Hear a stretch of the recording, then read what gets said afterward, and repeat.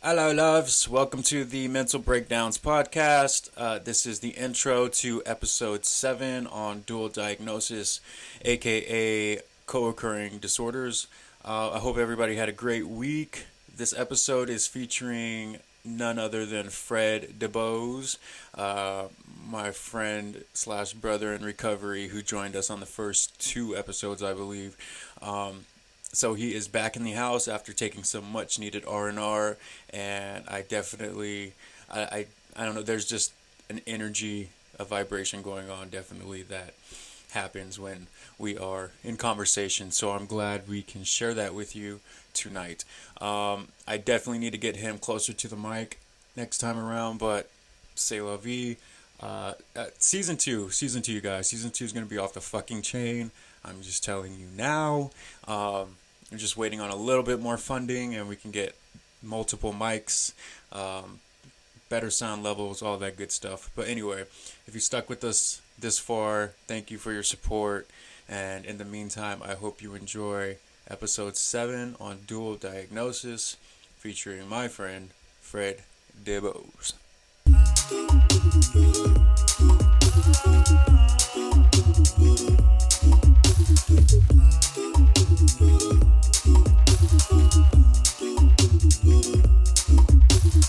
Ding a dong.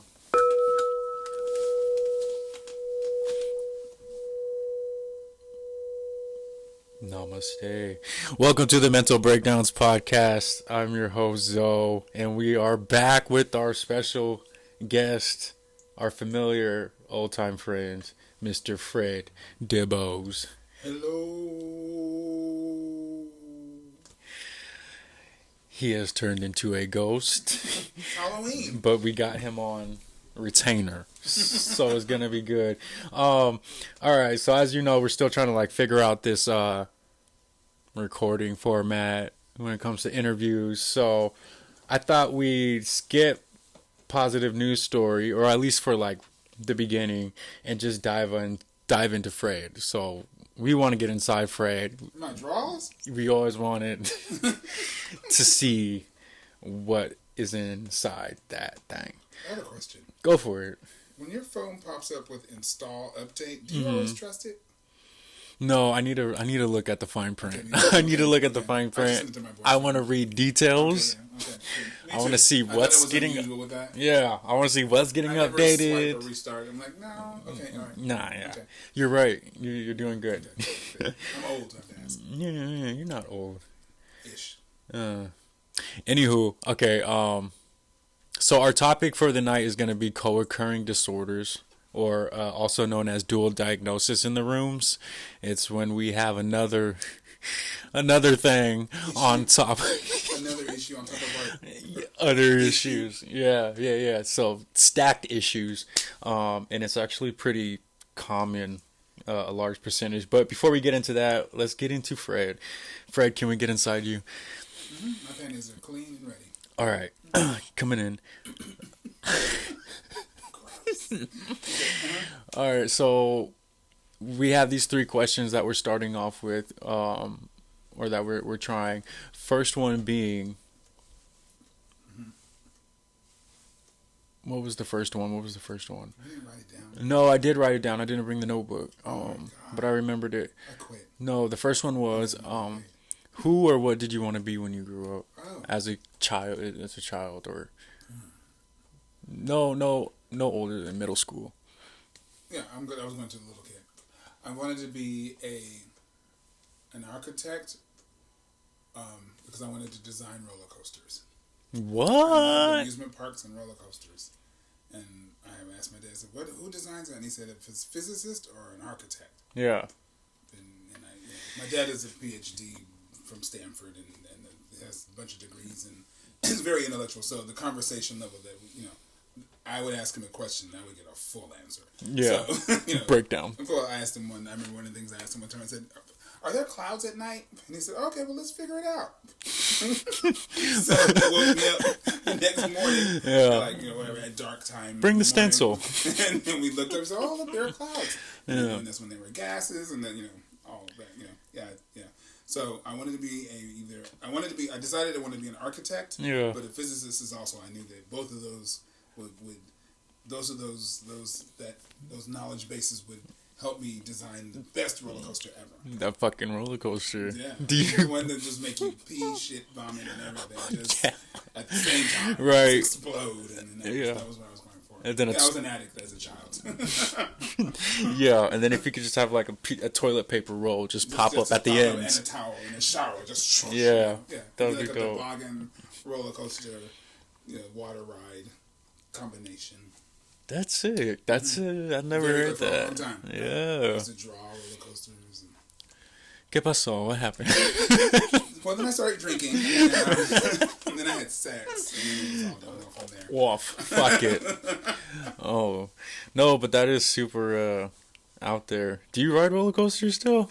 I haven't been on one in a while because, I've been high for a while. But you would. Oh, yeah, I would. I love roller coasters. Okay, we going. I love rides and everything. We going. I don't know if I might puke or die or have a stroke, but I'll do it though. As long as you step on it, The one roller coaster that I didn't get to ride that is gone now is...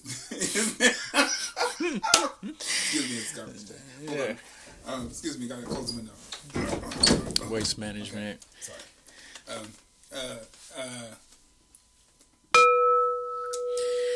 Recenter.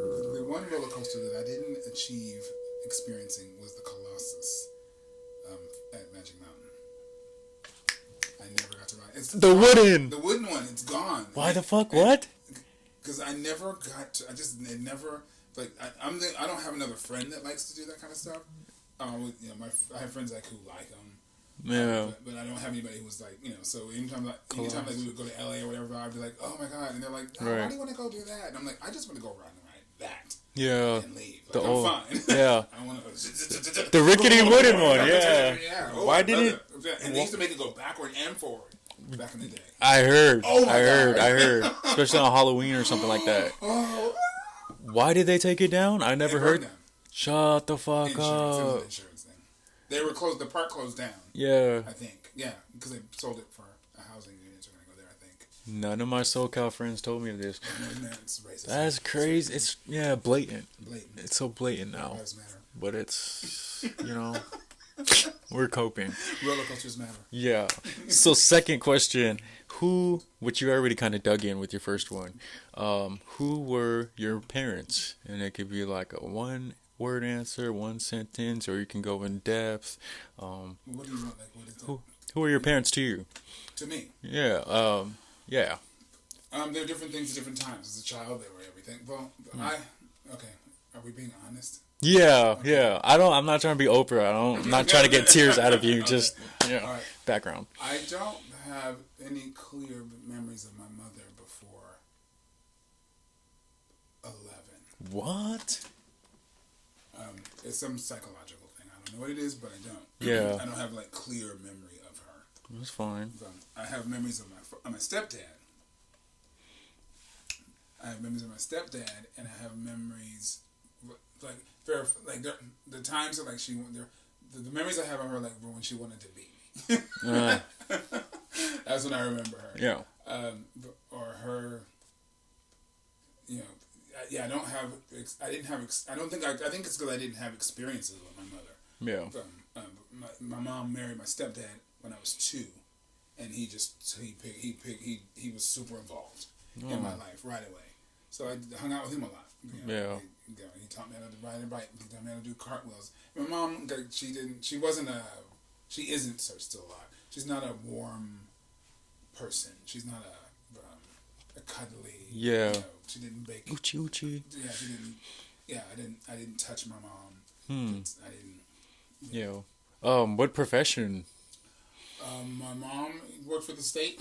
Excuse me. She worked for the IRS and for the state at different times. Oh. She retired from working for the EDD. Hey. Hey. Okay. Okay, yeah. So she worked for them for a long time. Her and her sister. And my dad was a professor. That's right, with the PhD. PhD, linguistics. Pretty huge. Have you heard that before? Never. Okay. Anyways, yes, those are my parents. Middle class, black the intellectual class. Yeah. Not necessarily money. Mm-hmm. I mean, they had money, but they weren't rich. Yeah. Should we check on her? I know, it's a cat. Okay. There's a... Yeah. We have pets. Right. There's a pussy in there. Yeah. Yeah, so that's what they are. They were my dad was very attentive, very involved. He was even a stay-at-home dad for a while. Mom just wasn't. She wasn't warm with me. Yeah. That's parents. You raise your kids differently. Right. Kids are different. I was different. Parents are different. Mom and dad. And they changed. They grew up. Right. Third and last question. What was your first experience with mental health that you can remember, either as a child or growing up?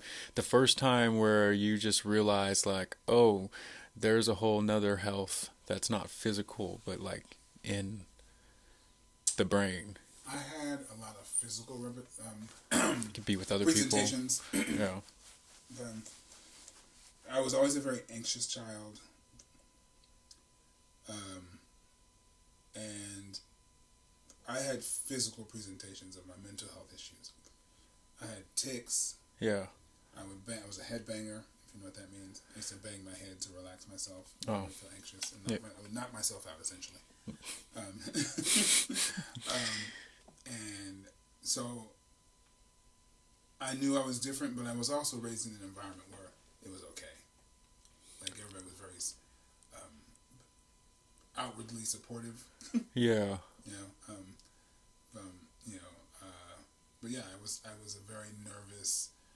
I would bang my head, like, if I felt anxious or anxiety, and I would and as a little even as a little, like a toddler or a baby, that my mom said that they would if she took me to the hospital, that they would often have to strap me because I would start to do bodily harm. Huh.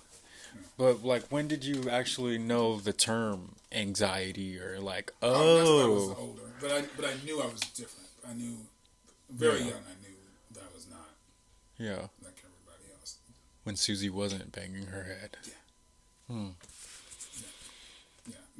But mental health, like, when did I identify mental health? Yeah, like you with the aunt or crazy uncle or that one teacher, like, oh, they're not right. Oh, when I witnessed it or saw it myself? Either or, whichever was first. When I witnessed it, I've had my mom. Yeah. From my mother. When I saw my mother go into emotional fits, and I saw her in depression. When I saw her sink into heavy depression. Yeah. I think that was when I knew people were quirky. But remember, this was, I'm a kid in the '60s, so they weren't throwing those words around. Right. Other words. I'm old. So the words weren't being, depression wasn't. Right. People knew there was depression in the '60s and '70s. Of course. But it wasn't not everybody had it. Yeah. Yeah. It was a severe thing. There wasn't a lot of medication. There wasn't. But yeah, my mom was depressed. But I remember seeing her go through that stuff because it would affect us. Of course. Yeah. Her being depressed. Right. Whole really energy. Depressed. Yeah. Yeah. Her lack of desire to thrive. I forget about that. Sometimes just like how this is all very new, this hashtag self-care and all this mental. It's in my life. It's in my adult life. Yeah. I don't know what the hell I would do if I didn't know about it. Okay. Yeah. But all right. We're going to take a quick break, and when we come right back, we're going to get onto our topic. We're going to hop on it, mount it, and wrestle it down. First, get out of my drawers. Okay. You are listening to the Mental Breakdowns podcast with myself, Zoe, along with others, as we try to break down the mental health issues of our day using our own experiences along with textbook definitions. Catch us here on whatever platform you may be using every Thursday night for new episodes. Thanks. Let's get back to the show. And welcome back to the Mental Breakdowns podcast. Zoe here with our guest star Fred, who is back in effect. All right, let's break down this dual diagnosis as best we can. Yes, we can. All right, so Wikipedia has dual diagnosis as the condition of suffering from a mental illness and a combined substance abuse problem. There is considerable debate surrounding the appropriateness of using a single category. It's not what we're. The concept can be used broadly, for example, depression and alcoholism, or it can be restricted to specifically severe mental illness and substance misuse disorder. Oh, I like that little switching. Right? Or a person who has a milder mental illness and a drug dependency, such as panic disorder or generalized anxiety disorder, and is dependent on opioids. Ding ding. What? I think we got it. Yeah, so that was wikis. I tried to look up some percentages, and I found anywhere from, I don't know if you remember from any of your research, or like recovery outpatient stuff, but I remember in mine it was like a little over 50% or around 50% of people coming in with substance use disorder or alcoholism, over about half have another co-occurring disorder, also called co-occurring disorders. Yeah. Did you know a percentage or hear about that at the Knolls? At the Knolls, well, I would say that it's really less. That's what a lot of the internet is saying, like anywhere from 20 to 40. From my experience in my recovery, that's all I'm going to make reference to. Yeah. Is that, it was definitely less than half. And I'm speaking in that those people who have a diagnosable condition that was diagnosed prior to their use. So a lot of people, like myself, had I was dual diagnosis because I was using. Yeah. I was diagnosed manic depressive, bipolar, and depressive. But I was also drinking alcohol, doing drugs, and right. And since I've been sober, but I've totally, those diagnoses are gone. Yeah. I'm adjusting. Yeah. I'm definitely adjusting. I still get depressed. I still get there's. I think I do have some. I think I am. I think the one thing I am truly is I am probably slightly manic. But yes. Not a medicated level. But on drugs and alcohol, yeah, it was exasperated. My downs were down and my highs were, through the roof. Well, I don't know. I would rethink that because I wanted to medicate you last week and they didn't. They wouldn't let me. So I don't know. It's because we have all these different perspectives. But yeah, no, that's interesting. I'm in the same way in that. They kind of thought I was. They said maybe you're dealing with a little depression because I was like breaking down every time I talk to my therapist, or that voice quiver and shit. But I'm like, that's why I talk all the time. I'm always crying. I'm always crying. But they said we think you might. Here's some antidepressants. We'll try this. Let's see what happens. And then at the Knolls, I found out that one of the side effects was you gain weight. I said, oh, no. Oh, my God. I said, hold up. No, aren't your doctors are supposed to tell you these things. Okay. Possible side effects, I was on some medication that was very important for my health, and I stopped using it because I caused weight gain. And I was like, okay, is there another option? They're like, no. And I said, well, I'm off. I just won't do that anymore. Yeah, the deal's off. vanity gave me. Right. Yeah. I don't know. It wasn't like, no, I'm already dealing with weight, and you want to just put some on me? No, right. I'm good. I don't need that pill. I thought we were trying to treat depression. Fuck. You're gonna make me depressed? Yeah. But yes. I mean, I also leveled out to just having that clean time in treatment, so that's why I also wanted to try to get off. Yeah. And I think also what has, I'm in therapy, I'm in recovery, I'm doing a lot of self work. I think if I wasn't doing all this stuff, and just spinning, I could see myself falling into the same patterns just because that's what I know. Yeah, like that's how I know how to process things. Right. But I'm learning new skills and new. But there are people where that is not enough. Yes. I do know people in recovery. Thank you for saying that. That is not all they need. They Yeah. need another level of intervention, and without it, nothing is possible. Right. We both know some people. Yeah. Who their sobriety is, when they get a month, it's heaven sent. Mm-hmm. Because they're much more of an addict than we are. Yeah. But just their emotional disposition puts them at a level of. Yeah. There's literally some chemical imbalance going on. 20. They're just Right. And that's real. That's not my experience. Not mine. But so I would say that there's, in terms of dual diagnosis, it's a lot smaller group. Yeah. It's a yeah. And I'm gonna throw this out there. Maybe because a lot of them don't make it, like they don't get into the group to measure. They might kill themselves, or they might die, or they might, I would want to see the numbers of how many people are diagnosed. That was another statistic. I'm so glad you brought it up. But the numbers were in the single digits, and the number. Okay, so you have the pool of people that have or would be considered dual diagnosis. From that pool, the percentage was in the single digits who actually get treatment. That's so I think the biggest tragedy is that we don't deal with it. Yeah. That we still aren't dealing. We're still missing the ball. Right. Or missing the mark in behavioral health issues. Yeah. Period. Right. We missed the mark generally, and then so if you add drugs. Yeah. You get no play. Right. You get no space. But we're on drugs. Let's get that wall up.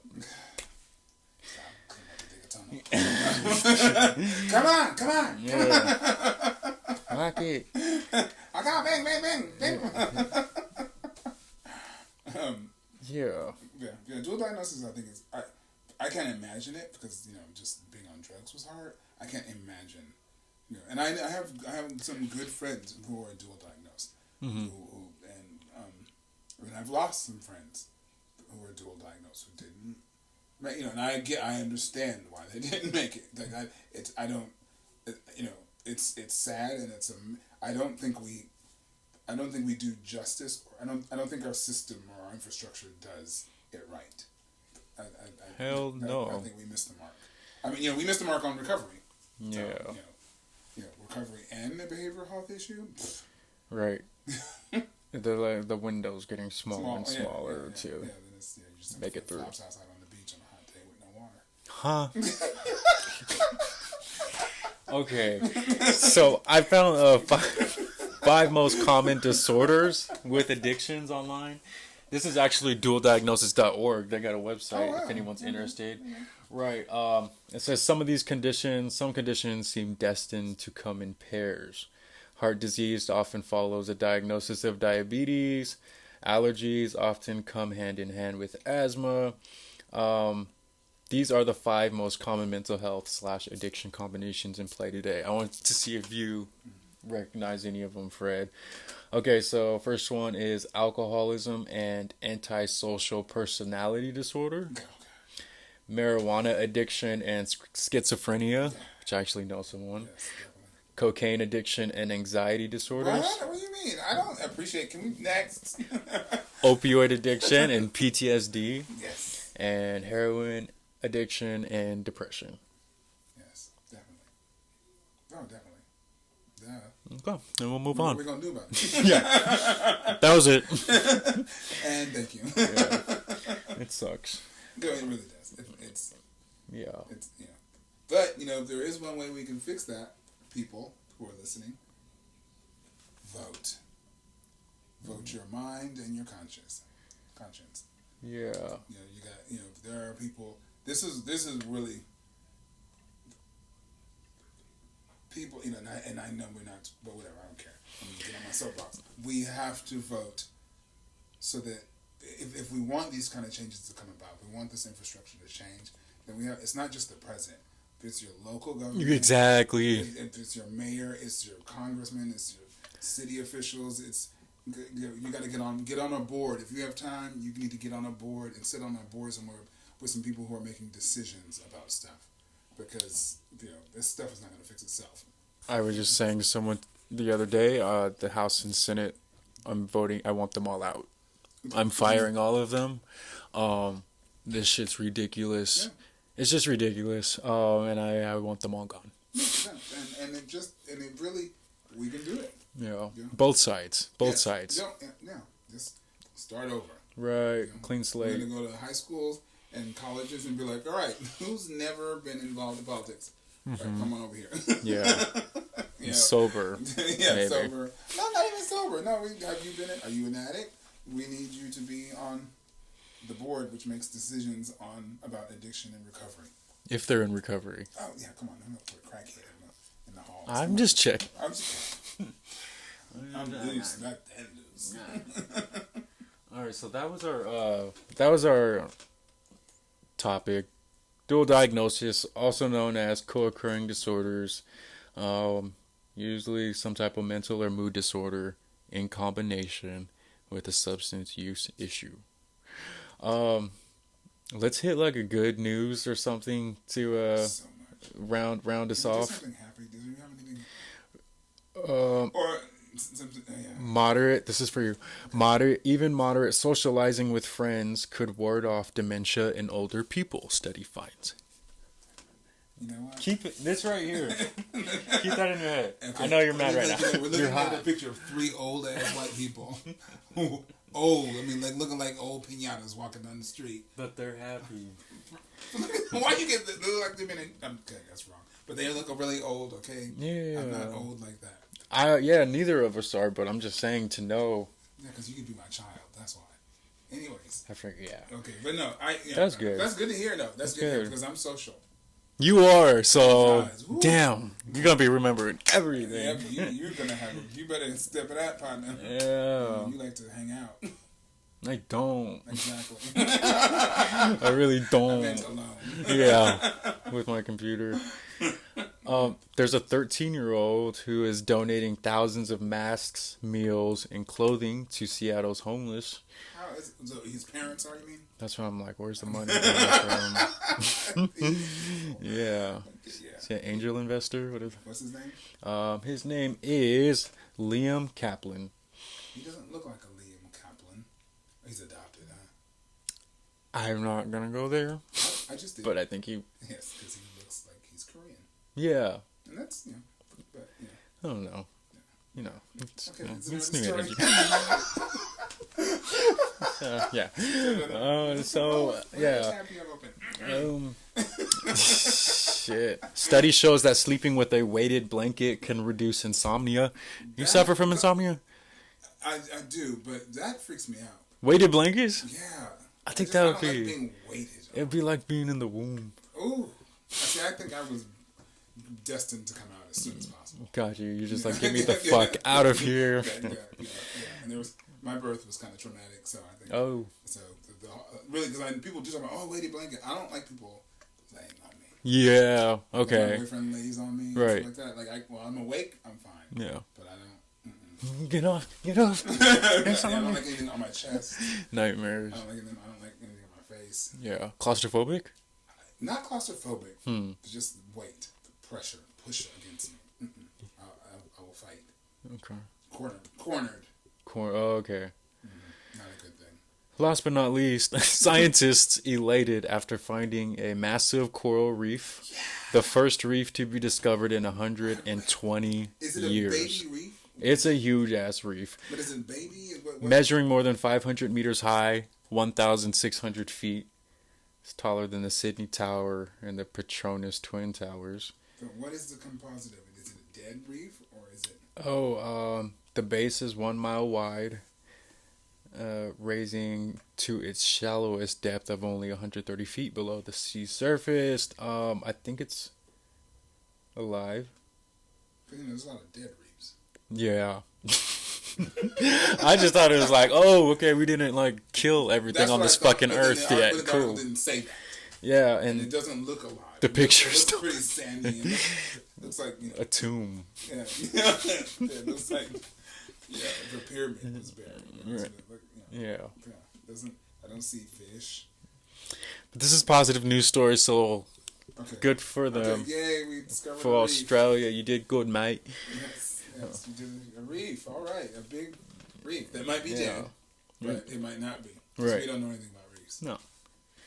Okay, so when we come back after this break and checking on this reef, we're gonna wrap up with gratitude and maybe a question from our listeners. All right, be right back.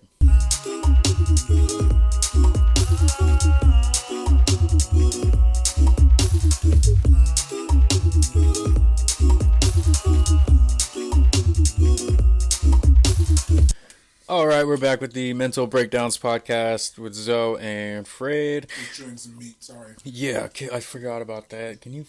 Wait, I'm having dinner. Finish it. All right, I'm done. Okay. Get out of your ear. I can't stand hearing... Sounds. What sounds? So, no, just the sounds of things in other people's mouths. Unless it's that's in someone else's. So, our question... Our Q&A from our listener is sorry, our friend from SoCal. She asks, this one is short and sweet. What she want to know? She wants to know, is sober life quote unquote boring? Question mark.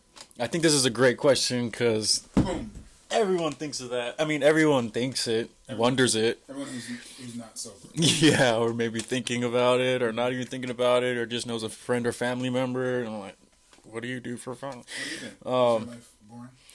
I think you have to know. I don't know. It can be just like how drinking and doing drugs can be boring. Boom. There's the first thing. So it's like it's what you do with it. It's what you do with it. No one's forcing us to stay at home or read a fucking book or.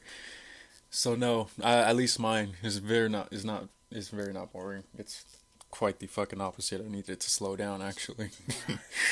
Just pump the fucking brakes. Sometimes Fred, what you think? My life is not boring at all. My life is sped up, sparked up, lightened up. So it was quite overwhelming actually.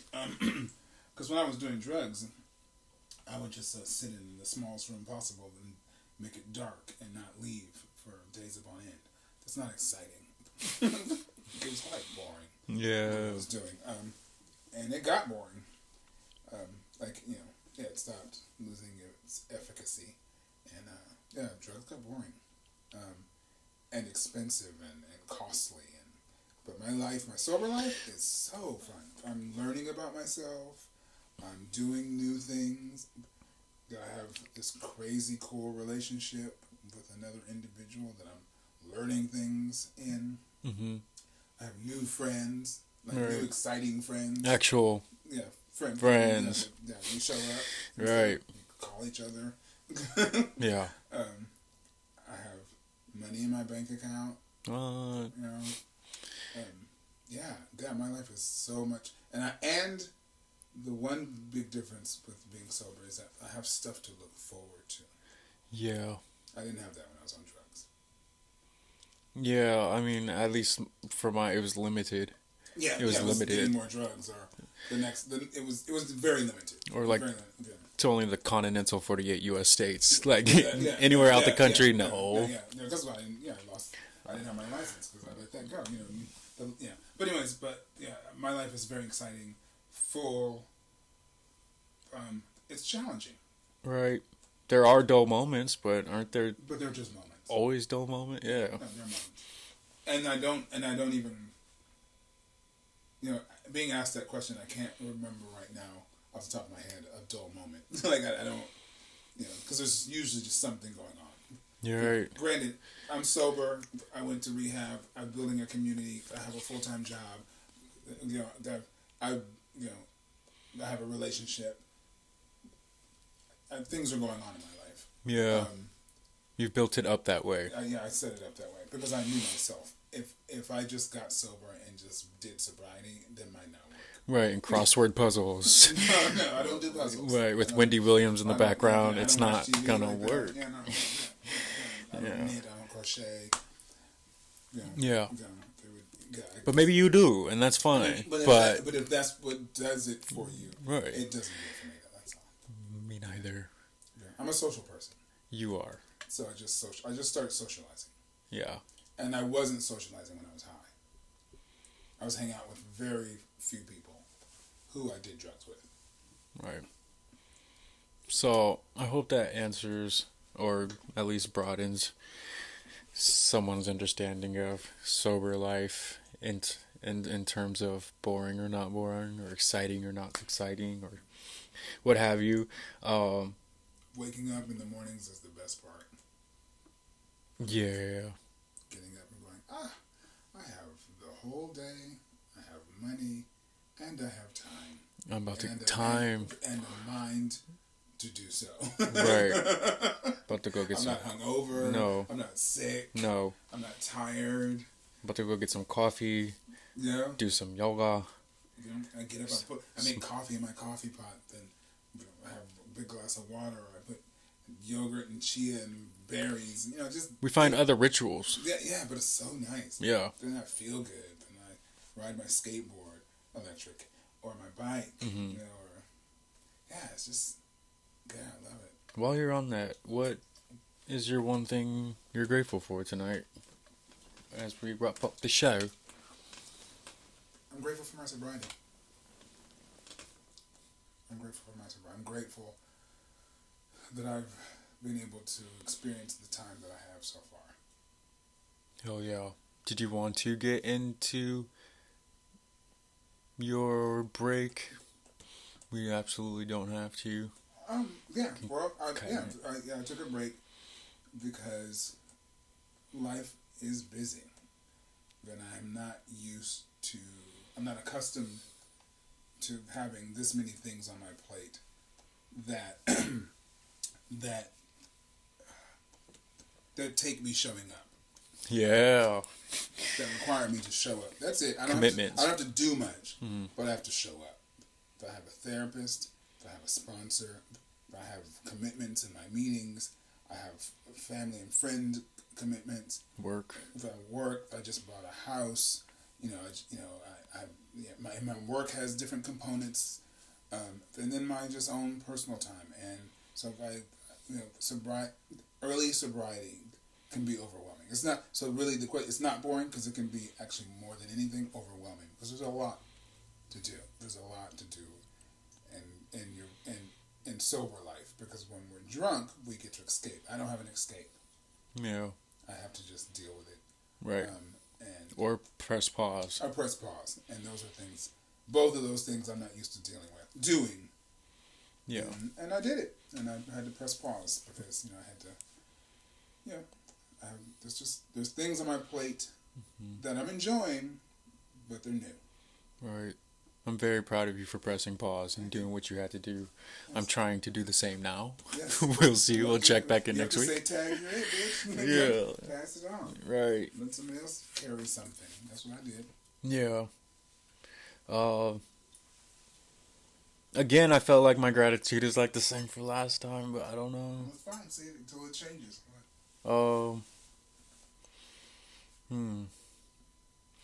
Just grateful for all these new friends I've made in recovery. I feel like I got all these connections, and I don't even, I don't like to socialize like that, but just to know, like, oh, this person wants to helping me out with moving my shit over here, or another friend over by my house, offering me help using her van and shit. And it's just like, fuck, I got people that actually want to show up. And they require you to show up. That's it. I thought you were gonna say socialize. It's like, no. Right. Can see his face. Yeah. Talk. I was just gonna load it in her van. I'm gonna pay some people. Yeah. To just throw it in there. Right. But send you the address. Just gotta show up. But that's new for us. Yeah. Yeah. No expectation. Right. Not like I didn't have friends before, but my close friends are in SoCal, so they're hundreds of miles away. So up here, I've been up here for the last 8 or 9 years, and still haven't made any like close friends. Conducive to you now? It is. It is. Good. Right. These are the real. These are real ones. Right. Who are on me about my sobriety. Okay.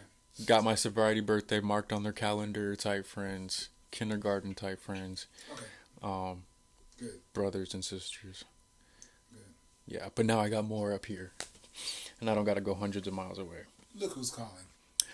Our sobriety friend. All right, we're going to wrap up here. Thank you for joining us. Thanks, Fred, for being here. See you same time next week, Thursday night, Mental Breakdowns podcast. Have a great weekend. Enjoy yourself. Serenity.